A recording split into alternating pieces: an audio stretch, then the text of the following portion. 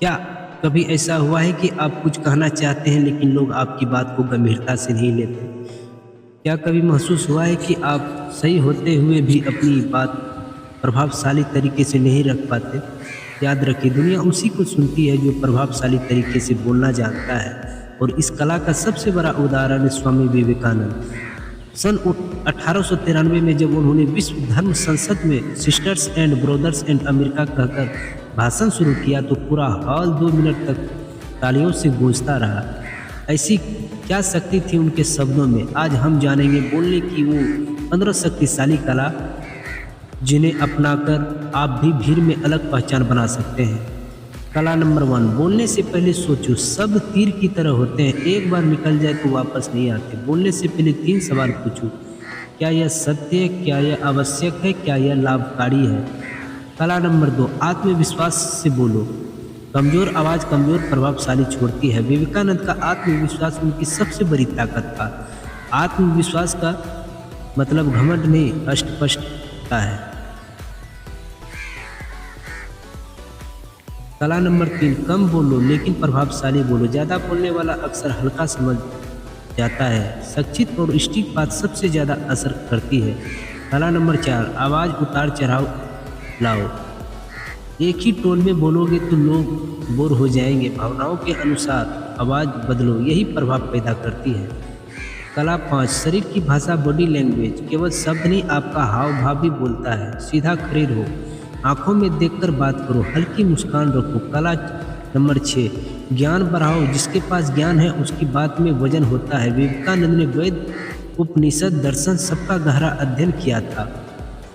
ज्ञान आत्मविश्वास पैदा करता है। कला नंबर 7, सुनना सीखो। अच्छा वक्ता पहले अच्छा श्रोता होता है। जब आप सामने वाले को महत्व देते हैं तो वो आपकी बात को महत्व देता है। कला नंबर 8, पता रखो। घुमा फिरा कर बात करो, सीधे साफ शब्दों में बात करो, अस्पष्ट प्रभाव है। कला नंबर 9, सच बोलो। झूठ बोलने वाला लंबे समय तक सम्मान नहीं पा सकता। सब कभी कभी कड़वा होता है लेकिन वही विश्वास बनाता है। कला नंबर 10, भावनाओं को नियंत्रण करो। गुस्से में कही गई बात अक्सर रिश्ते तोड़ देती है। शांत दिमाग से बोला गया शब्द समस्या हल करता है। कला नंबर 11, सकारात्मक शब्दों का प्रयोग। नहीं होगा की जगह कोशिश करते हैं तो सब ऊर्जा पैदा करते हैं। कला नंबर 12, तैयारी करो। स्टेज पर जाने से पहले तैयारी जरूरी है। विवेकानंद ने भी अपने भाषण की तैयारी की थी। तैयारी आत्मविश्वास है। कला नंबर 13, सही समय पर बोलो। हर जगह अपनी राय देना जरूरी नहीं है। समय पहचानो, जहाँ आपकी बात मूल्य जोड़ती है वहीं बोलो। कला नंबर 14, विनम्रता बनाए रखो। विनम्रता आपकी बात को सुंदर बनाती है। विवेकानंद महान थे लेकिन हमेशा विनम्र रहे। कला नंबर 15, उद्देश्यपूर्ण बोलो। बिना उद्देश्य के शब्द शोर बन जाते हैं। जब आपके शब्दों के पीछे उद्देश्य होता है लोग ध्यान से सुनते हैं। विस्तार बोलने की शक्ति क्यों जरूरी है? दुनिया में सफलता का सबसे बड़ा हिस्सा संचार कौशल पर निर्भर करता है। इंटरव्यू में, बिजनेस में, रिश्तों में, सोशल मीडिया में। अगर आप अपनी प्रभावशाली ढंग से रख सकते हैं तो लोग आपको नज़रअंदाज नहीं कर सकते। एक अभ्यास जो आपकी बोलने की कला बदल देगा। रोज 10 मिनट दर्पण के सामने बोलना अभ्यास करो। अपनी आवाज़ रिकॉर्ड करो, अपनी बॉडी लैंग्वेज देखो, गलतियों को सुधारो। 30 दिन में फ़र्क दिखेगा। Powerful motivational story moment.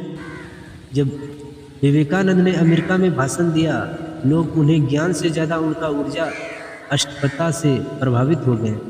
उन्होंने धर्म को विवाद नहीं, एकता के रूप में प्रस्तुत किया।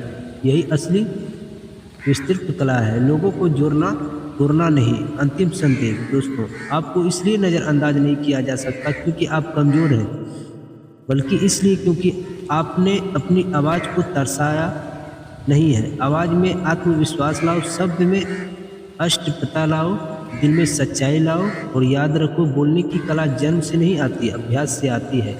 अगर आप रोज़ थोड़ा थोड़ा अभ्यास करेंगे तो 6 महीने बाद आपकी पहचान बदल सकती है।